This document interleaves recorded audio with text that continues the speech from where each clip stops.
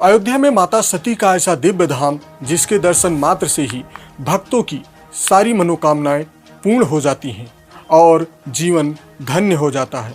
नमस्कार, आप देख रहे हैं नवतेज टीवी। मैं हूं प्रवेश पांडे। अयोध्या में सिद्धपीठ मां कामाख्या का धाम, ब्रह्मांड की सबसे बड़ी शक्ति, आदि और अंत की देवी हैं मां कामाख्या। 52 शक्तिपीठों में से एक है मां कामाख्या।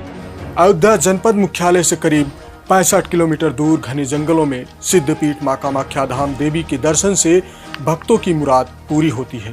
धाम की विशेष मान्यता है और शक्तिपीठों में से एक माना जाता है। कहा जाता है जिन स्थानों पर माता सती के अंग गिरे थे वह स्थान शक्तिपीठ कहलाते हैं। भारत देश में ऐसे तमाम शक्तिपीठ मौजूद हैं, लेकिन हम मर्यादा पुरुषोत्तम भगवान श्री राम की नगरी अयोध्या के रुदौली विधानसभा में शक्तिपीठ मां कामाख्या धाम की बात कर रहे हैं, जहां माता सती की पूजा होती है और दूर दूर से लोग यहां आकर माता का आशीष प्राप्त करते हैं। 4 जिलों की सीमा पर स्थित मां कामाख्या भवानी मंदिर शक्ति का उपासना का प्रमुख केंद्र है। मां कामाख्या नगर पंचायत क्षेत्र के घने जंगलों में स्थित प्राचीन सिद्धपीठ कामाख्या धाम के कपाट दिन में कभी बंद नहीं किए जाते हैं। नवरात्रि के दिन में सूबे के कई जिलों से भक्तों का सैलाब उमड़ता है।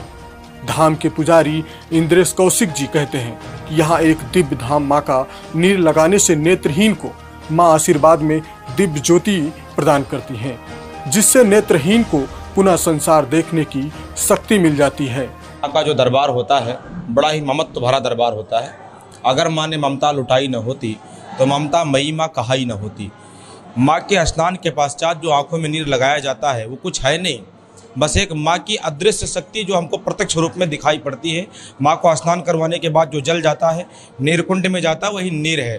और आँख की उस बीमारी को, जिस बीमारी को बड़े बड़े डॉक्टर इलाज करके थक गए, वो माता की नीर एक कमाल कर देती है और उस आँख की बीमारी को दूर कर देती है। कुछ है नहीं, केवल माँ की एक अदृश्य शक्ति प्रत्यक्ष रूप में दिखाई पड़ती है बस। दुर्गा सप्तशती के प्रथम अध्याय में मां कामाख्या धाम का जिक्र मिलता है। राजा सूरत व समाधि बैश की तपस्या का स्थल यही बताया जाता है और उनकी तपस्या से प्रसन्न होकर माता ने उन्हें इसी स्थान पर दर्शन दिया था। माना जाता है कि तभी से यह मां महाकाली, महासरस्वती व महालक्ष्मी पिंडी रूप में विराजमान है। कामाख्या मंदिर परिसर में राजा सूरत व समाधि बैश की मूर्ति अक्षयवट के नाम से वर्तमान समय में भी स्थित है। यहाँ पर जो बाबा अक्षयवरनाथ का स्थान है वो समाधि बैश से है, जिन्होंने माता कामाख्या की तपस्या किया था, तब करके माता कामाख्या को प्रकट किया था। समाधि बैश एक बनिया थे, बनिए घराने से थे। घर वालों ने, परिवार वालों ने धन के लोभ में इनको बाहर निकाल दिया। ये और महाराजा सूरत दोनों रास्ते में मिले, जंगल में गए। महर्षि मेधा मुनि ने उनको सद्मार्ग दिखाया। उन्होंने बैठ करके तपस्या किया। माता प्रकट हुई, वरदान मांगने के लिए कहा तो कहा माँ मैं उस संसार में जाना नहीं चाहता, मैं आपकी शरण में रहना चाहता हूँ। जो आपका दर्शन करे, मेरा दर्शन करे। माँ ने उनको अक्षय होने का वरदान दिया, तब से उनका नाम अक्षयवरनाथ हो गया है। भक्तों पर माता की कृपा सदैव बनी रहती है। जंगल व निर्जल स्थल पर मंदिर होने के बावजूद किसी भी हिंसक जीव ने मंदिर आने जाने वाले श्रद्धालुओं पर कभी हमला नहीं किया। नवरात्रि में हजारों की संख्या में श्रद्धालु मां का दर्शन, पूजा अर्चना कर माता का आशीर्वाद प्राप्त करते हैं। धाम पर विकास की बात करें तो स्थानीय विधायक रामचंद्र यादव ने कहा कि 2012 से रुदौली क्षेत्र की जनता व माता के आशीर्वाद से लगातार सेवा कर रहा हूँ।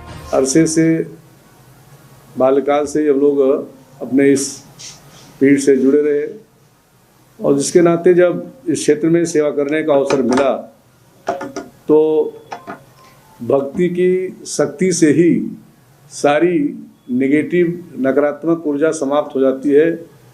श्रद्धालुओं की जो आधारभूत सुविधाएं यहाँ पर होनी चाहिए वह सुविधाएं कम थी, जिसके नाते श्रद्धालु यहाँ रुकते नहीं थे।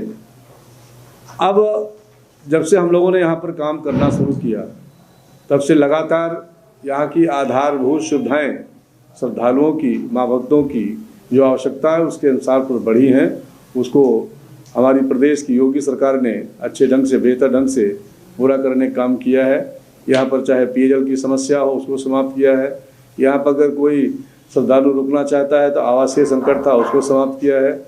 सुरक्षा की जो बहुत बड़ी कठिनाई थी, यहाँ पर माँ कामाख्या धाम चौकी की स्थापना करके उसको समाप्त किया है।